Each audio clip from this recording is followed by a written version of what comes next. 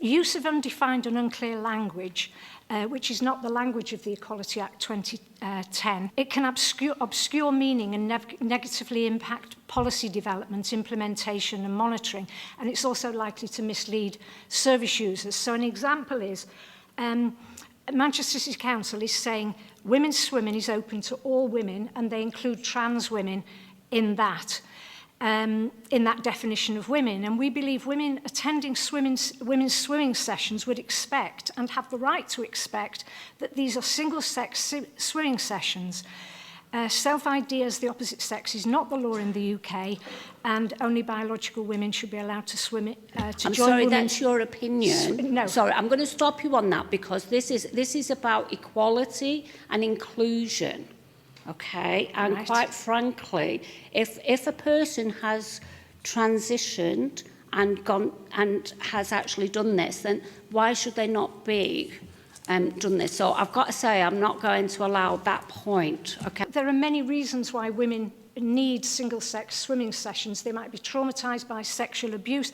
Women are affected by sexual abuse by men, and it's not all men, but safeguarding principles protect women's single-sex spaces. There are also many women who, for cultural, religious reasons of belief, that require single-sex swimming sessions. And the Equality and Human Rights Commission guidance of last year made a clear distinction between biological sex and gender.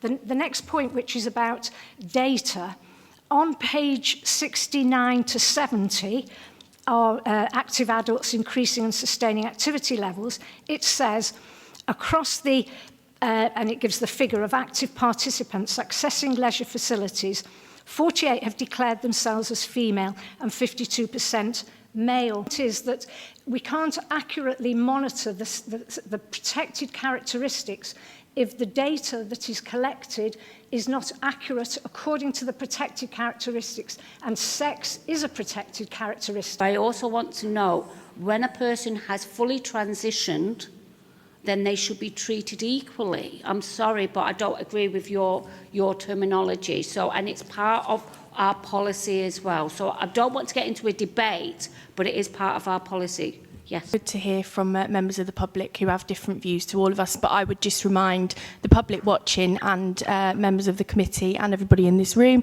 that in February 2022 the Council passed a motion unanimously to affirm that trans rights are human rights and that trans women are women. So I think that's Council policy that was passed by all 96 members of the Council chamber, so just to remind everyone of that.